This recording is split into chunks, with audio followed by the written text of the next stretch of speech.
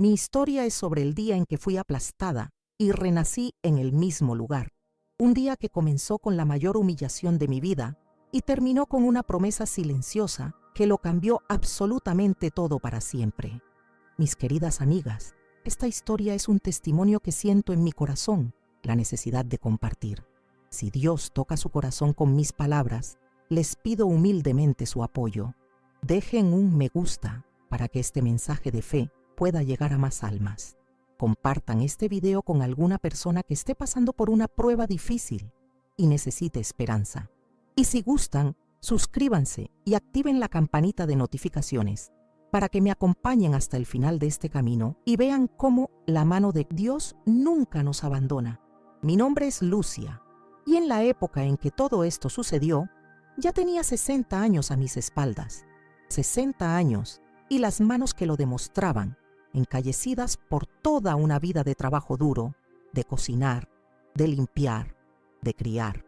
Perdí a mi marido temprano y la vida también me quitó a mí, único hijo, y a mi nuera en un accidente terrible, dejándome el regalo más grande que me pudieron haber dado y también la mayor responsabilidad del mundo, mi nieta Clara. Ella era mi sol, mi razón para levantarme de la cama todos los días, incluso cuando el cuerpo dolía y el alma pesaba. Aquel año, las cosas estaban especialmente difíciles. Vivíamos con mi pequeña jubilación, que apenas alcanzaba para cubrir el alquiler y las facturas más básicas. Era un malabarismo constante, ese de elegir qué factura retrasar para poder comprar la medicina del mes.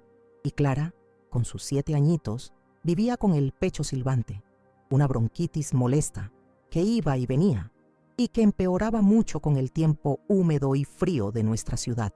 La vida era esa cuerda floja y yo sentía que mis pies ya no tenían el mismo equilibrio de antes, siempre estaba a un paso de caer.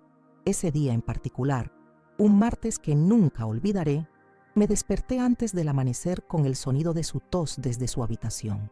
Era una tos seca, persistente, que parecía rasgarle el pecho y mi corazón a la vez.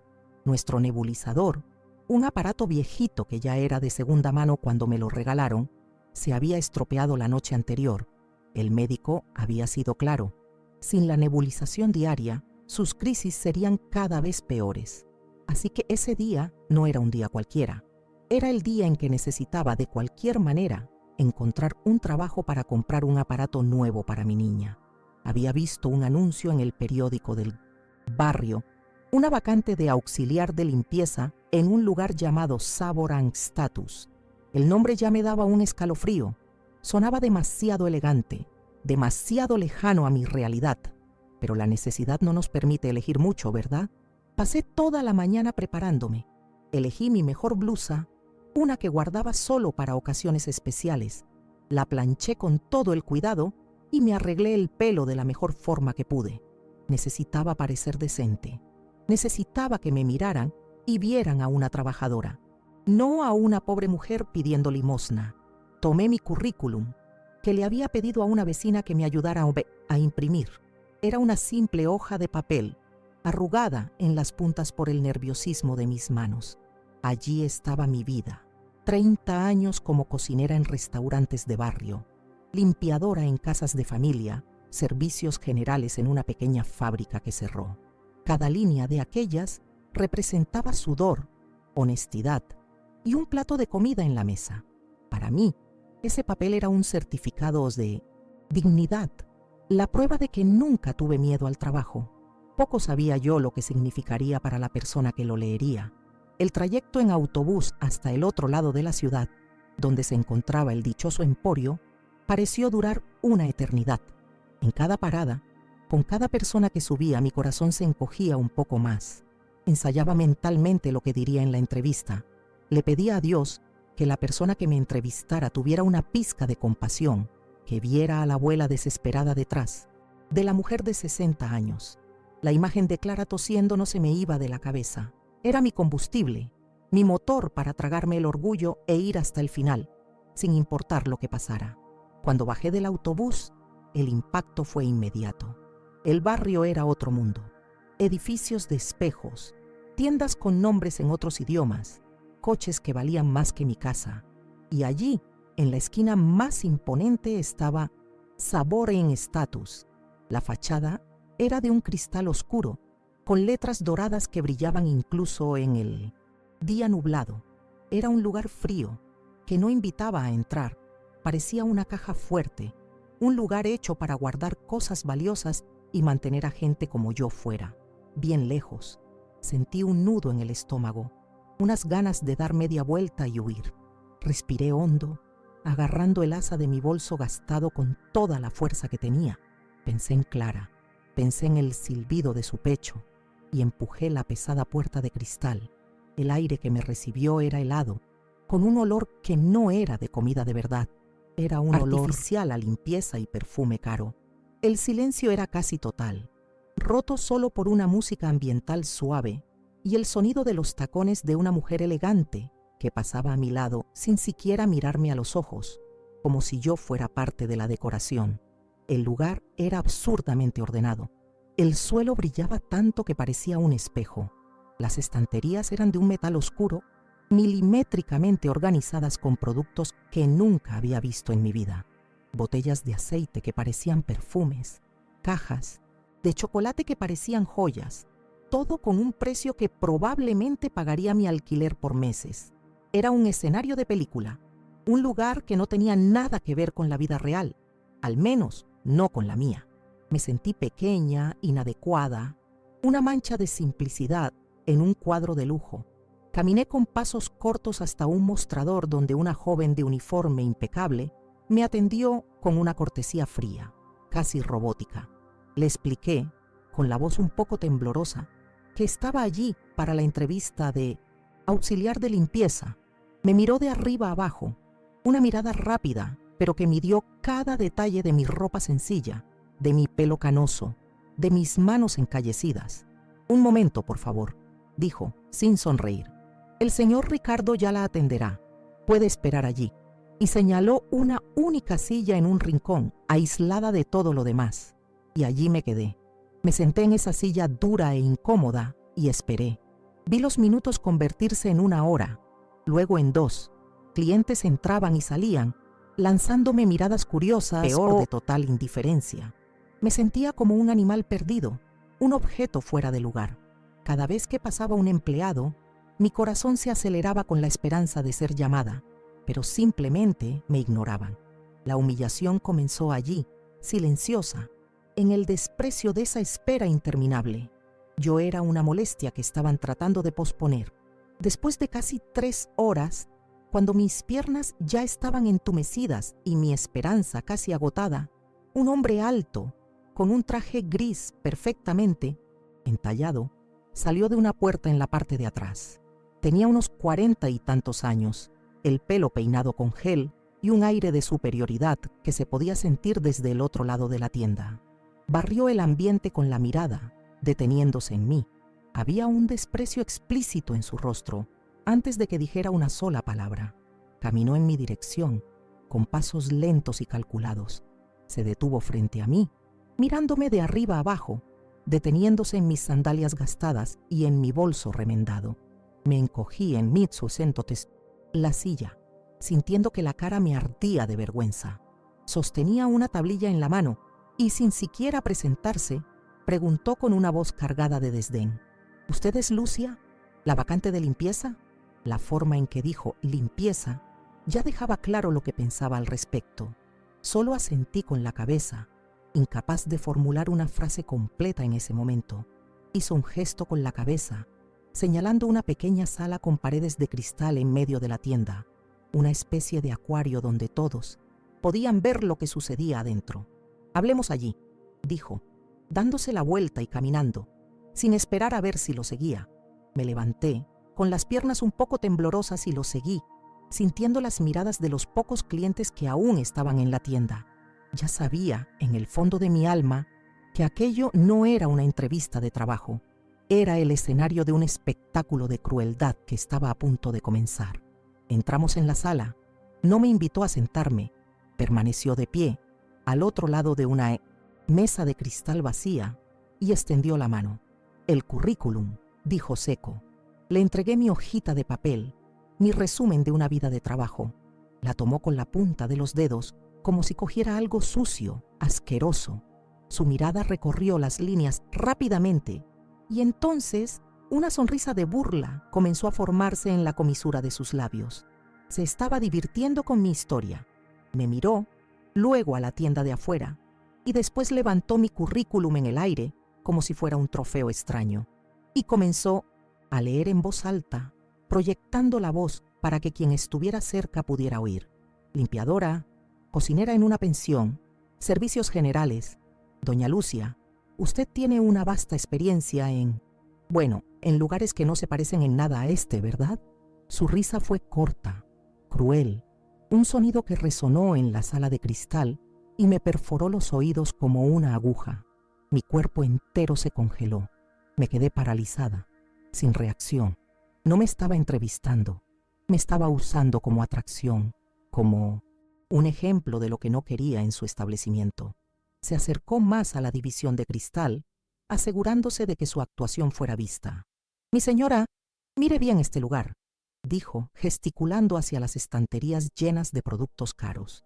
«Nuestros clientes pagan una fortuna para frecuentar un ambiente exclusivo, refinado. Pagan para no tener que mirar a gente como usted». Cada palabra era una bofetada. «Gente como usted». La frase quedó flotando en el aire, cargada de todo el veneno que un ser humano puede destilar. Continuó, saboreando cada sílaba, cada gota de mi humillación.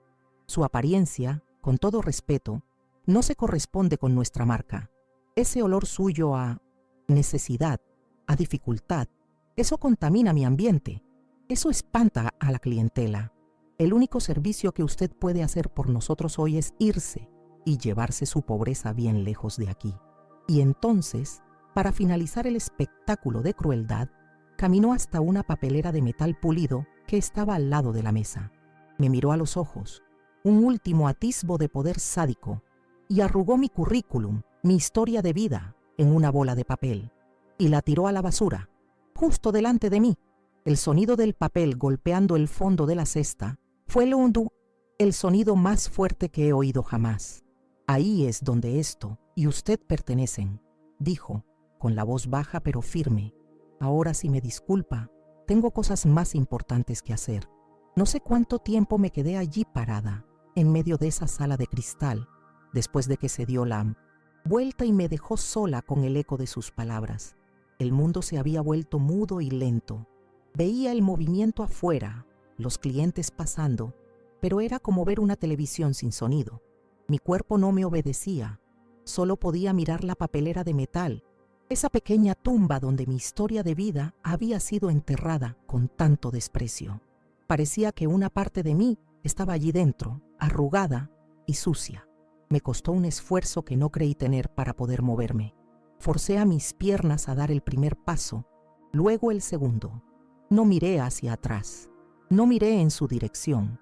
Lo único que quería era salir de allí, huir de ese ambiente que me asfixiaba, que me había juzgado y condenado en menos de 5 minutos. Cada paso era una batalla contra las ganas de derrumbarme en el suelo y llorar. Me sentía desnuda, expuesta, como si todos pudieran ver la herida que acababa de abrir en mi alma. Cruzar el salón de la tienda fue la caminata más larga y dolorosa de mi vida. Sentía, sin necesidad de mirar, que todos los ojos estaban sobre mí. Eran miradas de lástima, de desprecio, de curiosidad morbosa. No sabría decirlo. Mantuve la cabeza baja, mirando el brillo del suelo. En el reflejo distorsionado, veía a una viejecita encorvada, encogida, una figura patética que no pertenecía a ese lugar. Y por primera vez en mi vida, me lo creí. Creí que yo era exactamente lo que ese hombre dijo que era. Al llegar a la pesada puerta de cristal, mis manos temblaban tanto que apenas pude empujarla. Cuando finalmente cedió, una delicada campanilla sonó sobre mi cabeza, anunciando mi salida.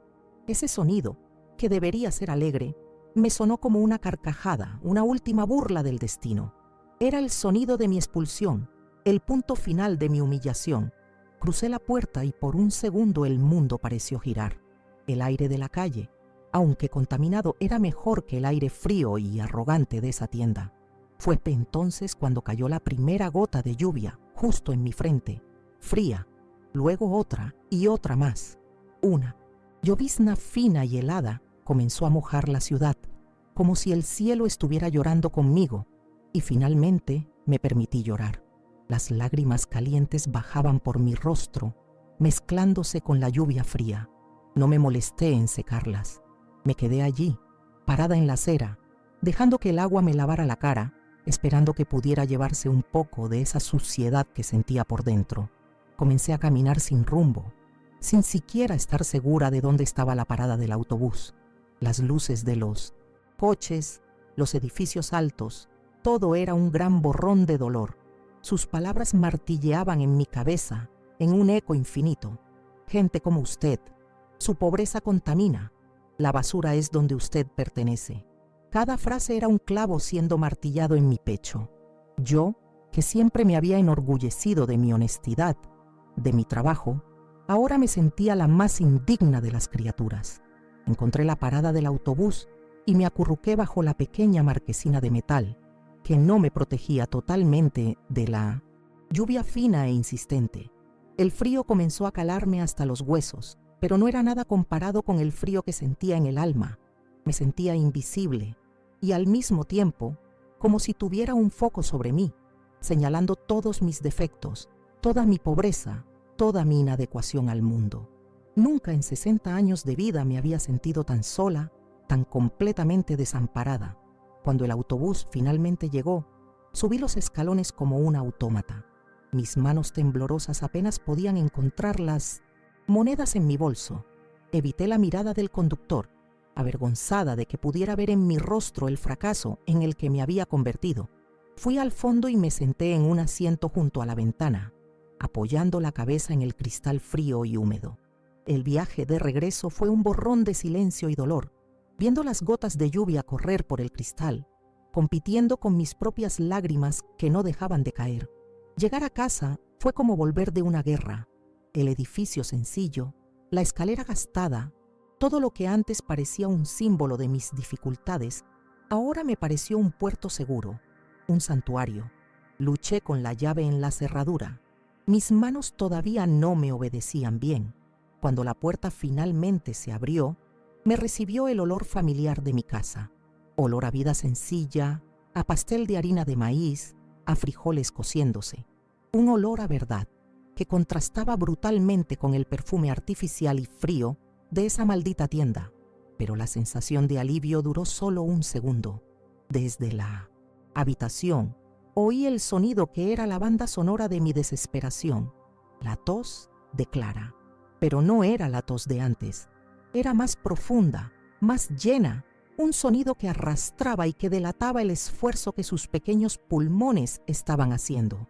Ese sonido rasgó mi letargo y me devolvió a la realidad. Había fracasado.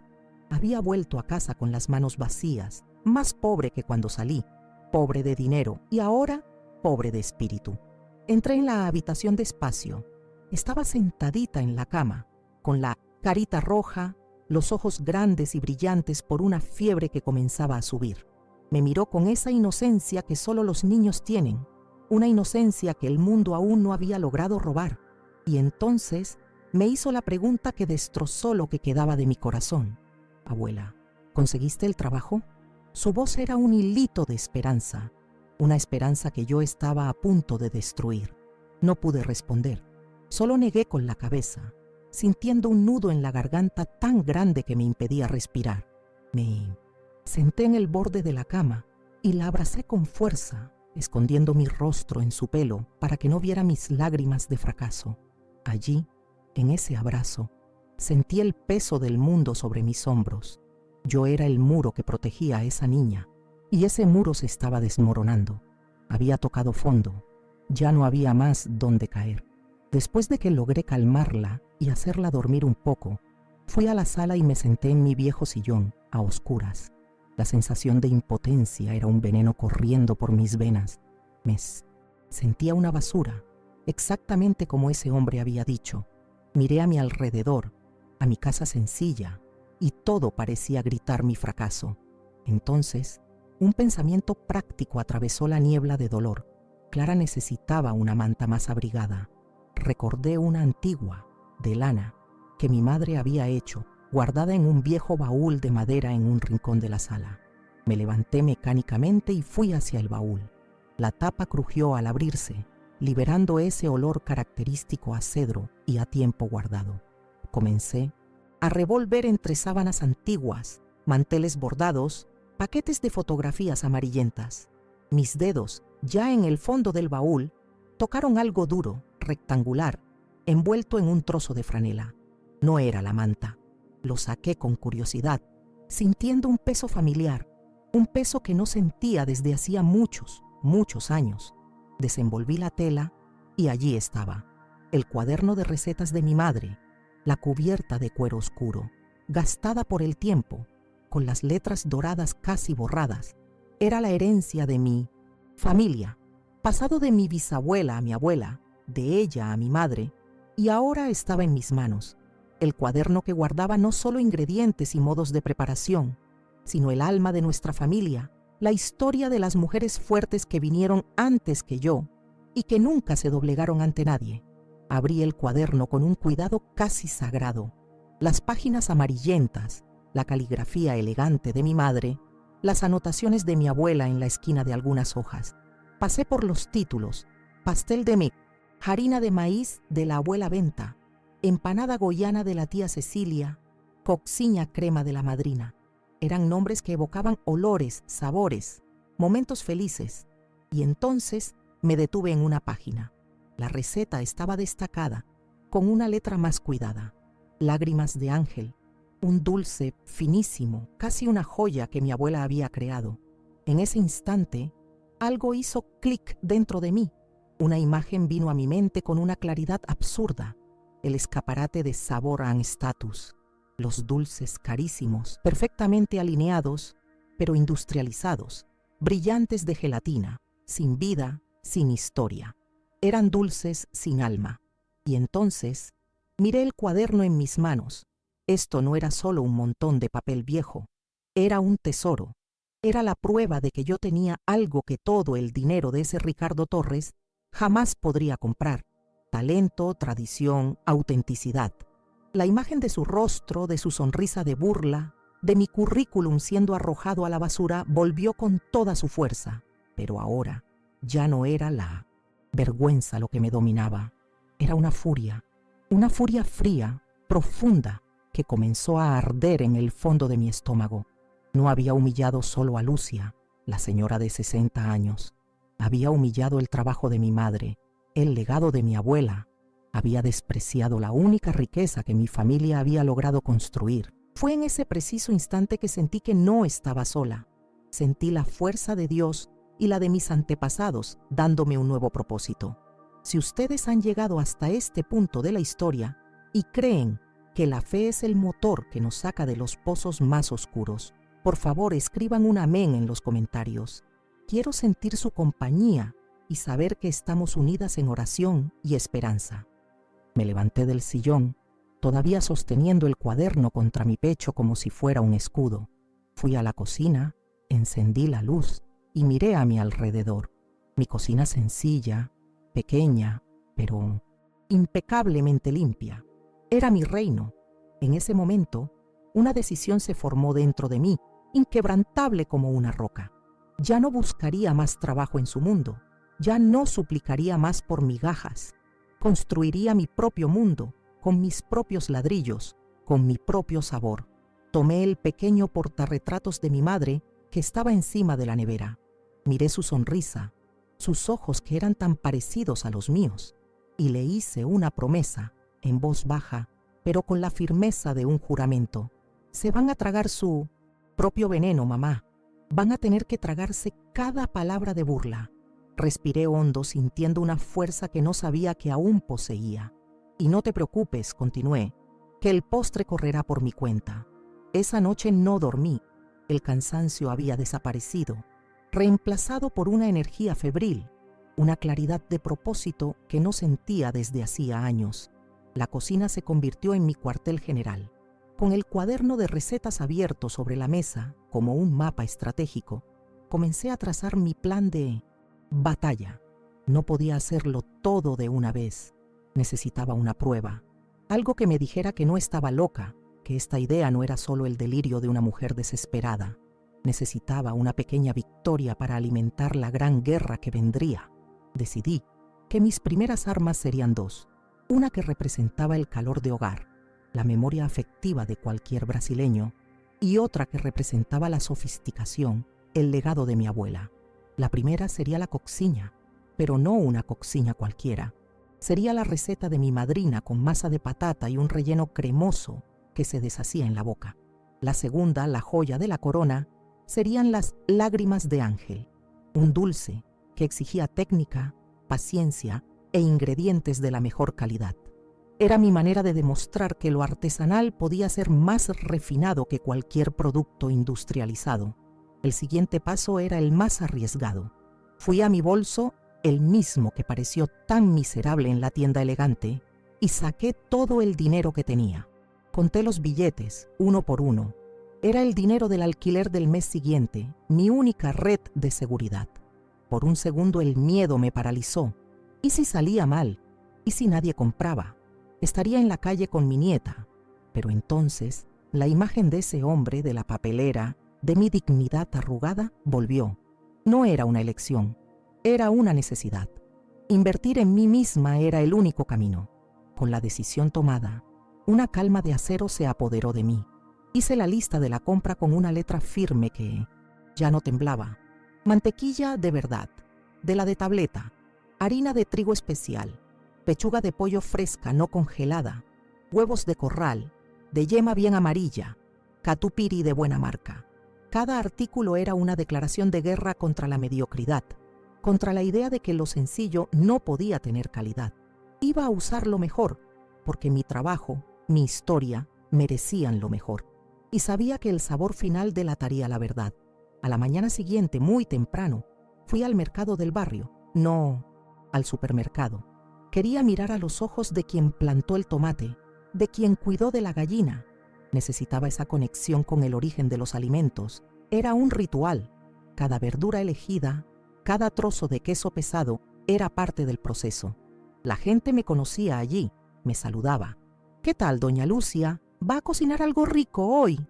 Yo solo sonreía, una sonrisa misteriosa. Hoy voy a empezar a cambiar mi vida, pensaba, mientras mis bolsas se volvían cada vez más pesadas de esperanza. De vuelta, en mi cocina, desempaqué todo sobre la mesa. Era un banquete de posibilidades. El olor de las hierbas frescas, el color vibrante de las verduras, la blancura de la harina. Era la materia prima de mi revolución. Me lavé las manos, me recogí el pelo y me puse mi delantal más antiguo, ese manchado de historias y de salsa de tomate. En ese momento, ya no era la mujer humillada, era Lucia, la cocinera, la nieta de María, la hija de Elena. Estaba en mi elemento, en mi trono. El trabajo comenzó. El sonido del cuchillo golpeando la tabla, el chisporroteo de la cebolla sofriéndose en el aceite, el aroma del pollo cociéndose lentamente con todas las especias. Eran sonidos y olores que me curaban, que me devolvían la fuerza. Mis manos, que el día anterior parecían tan inútiles y temblorosas, ahora se movían con la precisión y la seguridad de toda una vida de práctica. Sabían lo que hacer. Era una danza, una coreografía grabada en mi memoria muscular y afectiva. La masa de la coxiña era mi secreto, cocida en el propio caldo del pollo, con patata machacada para darle ligereza y sabor. Amasarla era una terapia. Con cada movimiento que hacía, descargaba la rabia, la frustración, el dolor. Ponía en esa masa toda mi voluntad de vencer. Y cuando formé la primera coxiña, con la forma perfecta de una lágrima, sentí un orgullo inmenso. Era una pequeña escultura, una obra de arte nacida de mi dolor y mi resiliencia. Era mi respuesta al mundo. Después de los salados, vino el desafío de las lágrimas de ángel. Era una receta que exigía silencio, concentración total. Una crema delicada a base de yemas, cocida al baño María hasta alcanzar el punto exacto.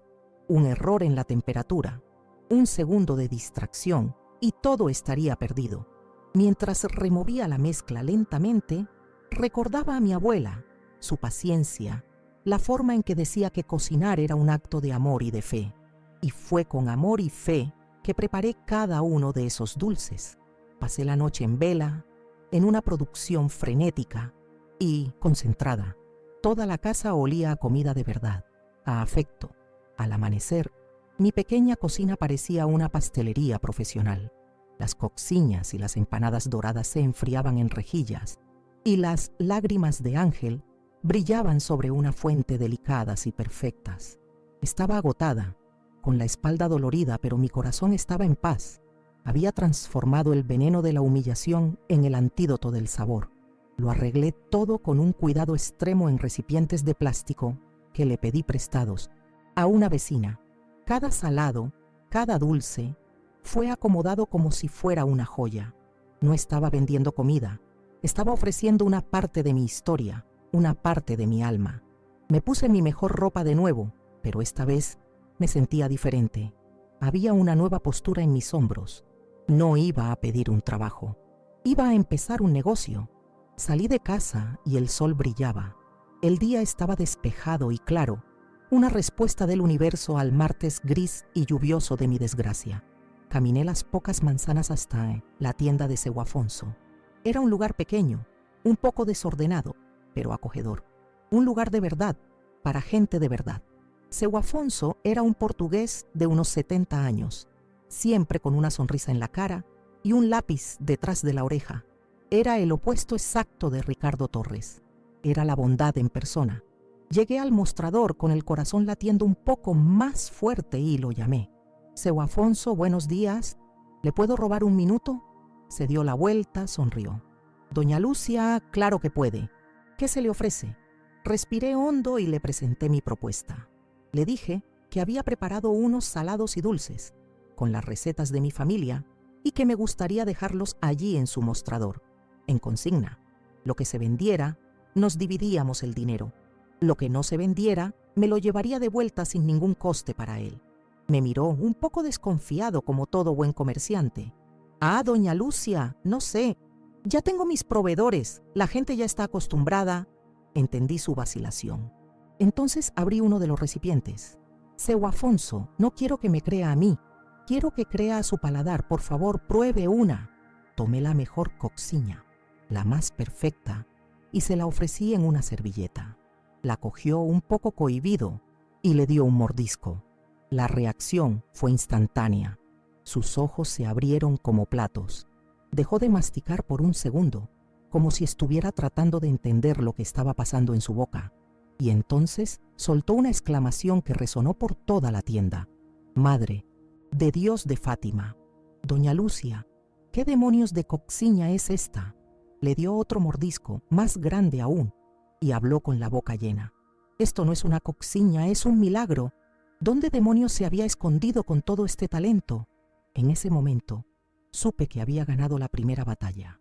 Seu Afonso no solo aceptó mi propuesta, sino que se empeñó en buscar un lugar destacado en el mostrador, justo al lado de la caja. Él mismo escribió un cartelito con su letra cuidada.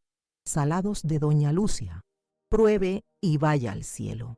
Sentí que se me llenaban los ojos de lágrimas, pero esta vez eran lágrimas de gratitud, de alivio. Ese pequeño gesto de confianza era todo lo que necesitaba. Mientras le daba las gracias y me preparaba para irme, un cliente habitual de la tienda, un cartero que acababa de entrar, vio las coxiñas en el mostrador. «Opa, algo nuevo por aquí, Seu Afonso. Deme 2 para llevar, que tengo mucha hambre». Seu Afonso cogió las 2 coxiñas, las envolvió en una bolsita de papel y recibió el dinero. Vi esos billetes, ese dinero de verdad, pasando de la mano del cliente a la mano de Seu Afonso. Separó mi parte en el acto y me la entregó. «Tome, doña Lucia, el comienzo de sus ganancias». Tomé ese dinero, esos pocos billetes, y su peso en mi mano era diferente a cualquier dinero que hubiera sostenido en mi vida. No era un sueldo, no era una limosna, era el fruto de mi talento, de mi valentía, de mi trabajo. Era el dinero de mi dignidad. Y en ese momento supe, con toda la certeza de mi ser, que ese era solo el comienzo. Lo primero que hice con ese dinero, sumado a lo que gané el resto del día, fue ir directamente a la farmacia. Llegué al mostrador y pedí el mejor nebulizador que tuvieran, el más moderno, el más silencioso. Pagué al contado. El peso de esa caja en mi mano, de camino a casa, era el peso de la victoria. Era la prueba concreta de que sí, podía cuidar de mi nieta, que podía transformar lágrimas de humillación en suspiros de alivio. Llegué a casa y lo primero que Clara vio fue la caja. Su sonrisa iluminó el mundo. En esa primera semana, el boca a boca en el barrio fue abrumador. La gente compraba en la tienda de Seu Afonso y volvía al día siguiente queriendo más. Pronto me llamó, diciendo que no daba abasto. Doña Lucia, la gente está haciendo cola. Me preguntan si no hace por encargo, para fiestas, para la merienda. Fuese entonces cuando me di cuenta. Ya no tenía solo un producto, tenía una clientela, tenía un negocio. Con un cuaderno escolar de Clara, comencé a anotar los primeros encargos. 1 docena de empanadas para la dueña de la papelería, 50 coxiñas para el cumpleaños del hijo del mecánico. Pronto, mi pequeña cocina estaba operando a máxima capacidad. Creé un nombre sencillo que Seu Afonso sugirió: Delicias de Lucia. Lo escribimos en etiquetas hechas a mano. Era el nacimiento oficial de mi marca, una marca construida con afecto, sabor y una buena dosis de terquedad. El éxito en el barrio fue solo el primer peldaño de una escalera que ni siquiera sabía que existía. El dinero de los encargos no solo pagó el nebulizador de Clara y el alquiler, sino que empezó a sobrar un poquito, y cada céntimo de beneficio se reinvertía. Compré una batidora planetaria que me ahorraba horas de trabajo manual. Luego un horno mejor, que horneaba todo de manera uniforme. Mi pequeña cocina se estaba transformando, profesionalizando, pero el sazón, el alma, seguía siendo el mismo. Era el alma de mi familia, el alma de mi remontada. Un día, la nieta de mi vecina, una chica lista que estudiaba publicidad, vino a mi casa atraída por el olor. Probó una empanada y se quedó maravillada. Doña Lucia, tiene que poner esto en internet. La gente tiene que conocer esta historia, este sabor. Yo no entendía nada de ese mundo de redes sociales, de fotos, de posts. Para mí, era como hablar en chino. Pero ella insistió, con un brillo en los ojos que me convenció. Déjemelo a mí, será un placer ayudar. Y ayudó. Creó una página sencilla, con un nombre que ella misma inventó: Delicias de Lucia, sabor con alma. Tomó fotos preciosas de mis salados, fotos que hacían la boca agua solo con mirarlas. Y escribió mi historia. Contó sobre mi abuela, el cuaderno de recetas, mi lucha por criar a Clara. No mencionó la humillación, la parte fea de la historia. Se centró en la superación, en la fuerza. Y la gente conectó con eso de una forma que jamás podría haber imaginado. La página comenzó a crecer. Primero los amigos, luego los amigos de los amigos. La gente compartía, comentaba, etiquetaba a otras personas. Mira esto, qué historia más bonita. Tengo que probar esa coxiña. Los encargos, que antes eran del barrio, comenzaron a llegar de toda la ciudad. Ya no daba abasto sola. El olor a fritura y a horneado era constante en mi casa, y la pila de pedidos no hacía más que aumentar. Necesitaba ayuda. Fue entonces cuando tuve la segunda gran idea de mi nueva vida. Recordé a mis vecinas, mujeres como yo, muchas de ellas desempleadas con sus propios Ricardos en sus historias. Madres solteras, viudas, mujeres que el mercado laboral había descartado por la edad. Fui de puerta en puerta, no ofreciendo un empleo, sino una asociación. ¿Crecemos juntas?, les propuse. Les enseñé mis recetas, mis secretos, y mi pequeña cocina se transformó en una cooperativa de mujeres guerreras. Nuestra producción aumentó y la calidad se mantuvo. Cada una de ellas ponía su propio sazón de superación en cada salado que hacía. Delicias de Lucia dejó de ser mi historia para convertirse en nuestra historia. La historia de un grupo de mujeres que juntas eran más fuertes. La prensa local se enteró. Primero una notita en el periódico del barrio, luego un reportaje en la tele. Y fue ahí donde todo explotó de verdad. El reportaje en la televisión contaba nuestra historia, mostraba nuestras caras, nuestras manos trabajando juntas en mi cocina. que ahora ya ocupaba también mi sala. Y un chico, un influencer, digital famoso, uno de esos que hablan de comida a millones de personas, lo vio. Se obsesionó con la idea de probar la mejor coxinha de São Paulo, como había dicho el reportero. Y un día, sin avisar, apareció en mi puerta con una cámara en la mano. Probó la coxinha y la empanada y las lágrimas de Ángel. Y con cada bocado, la expresión en su rostro era de pura felicidad. Lo grabó todo, me entrevistó a las otras mujeres. Y el post que hizo se viralizó de una manera absurda. En cuestión de horas, nuestro teléfono no paraba de sonar. Eran encargos de restaurantes, de buffets, de empresas. Eran propuestas de todos lados. El mundo había descubierto nuestro sabor. Los años siguientes fueron una locura. Delicias de Lucia creció de una forma que nunca soñé. Dejamos mi casa y alquilamos una cocina industrial, luego otra. Abrimos nuestra primera tienda física, un lugar pequeño y acogedor, con nuestra cara, luego otra y otra más. Nuestra marca se convirtió en sinónimo de comida de verdad, de comida con historia, con afecto.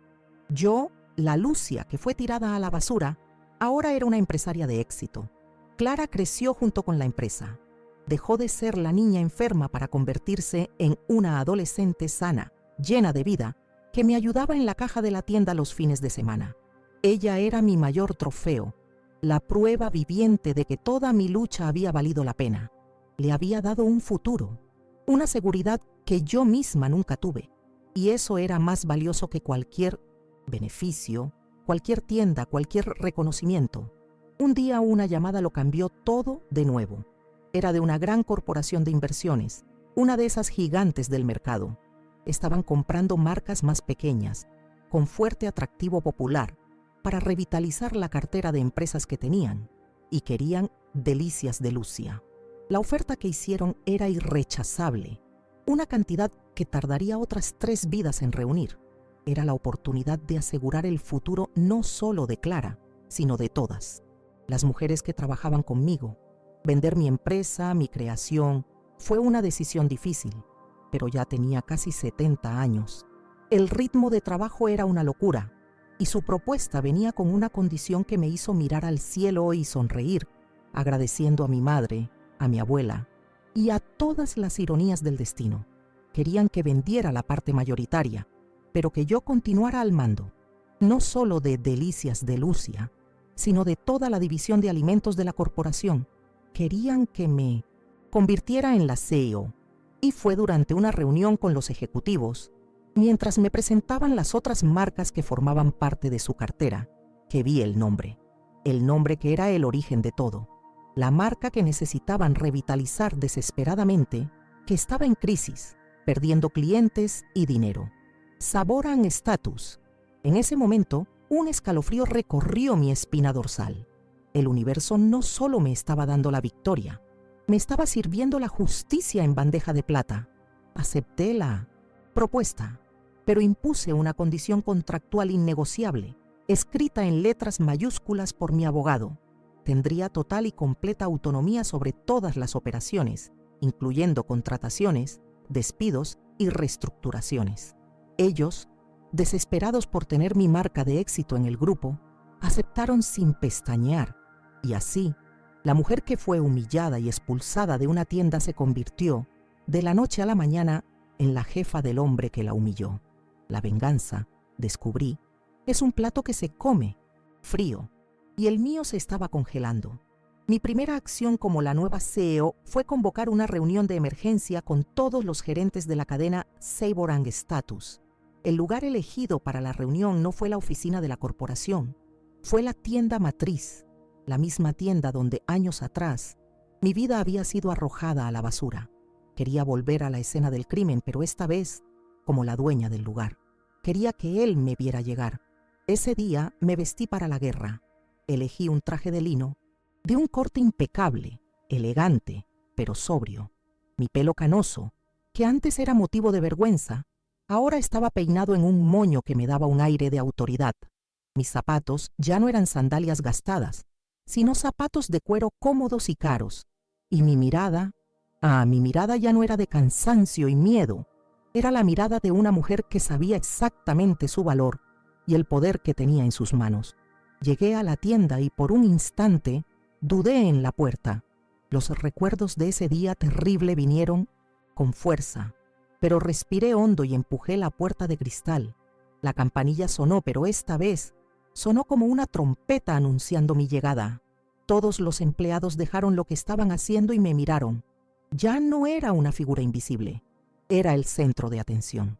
Caminé por el salón, el sonido de mis zapatos resonando en el suelo brillante, y fui directa a la sala de reuniones, el antiguo acuario de cristal. Él estaba allí, Ricardo Torres, un poco más viejo, un poco más calvo, pero con la misma arrogancia en la mirada.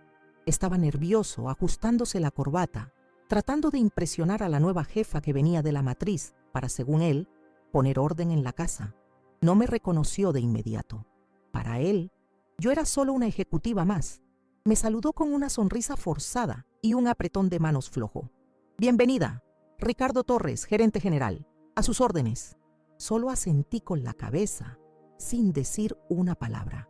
Esperé a que todos los demás gerentes llegaran y se acomodaran alrededor de la gran mesa. El silencio en la sala era tenso. Todos me analizaban, tratando de descifrar quién era, qué quería. Dejé que el silencio se prolongara un minuto más, sintiendo el poder de esa pausa. Entonces me levanté y caminé lentamente hasta la cabecera de la mesa. El vicepresidente de la corporación, que me acompañaba, carraspeó e hizo las presentaciones. «Señores, me gustaría presentarles a la nueva CEO que comandará todas nuestras operaciones de venta minorista de alimentos, incluyendo, obviamente, Sabor and Status».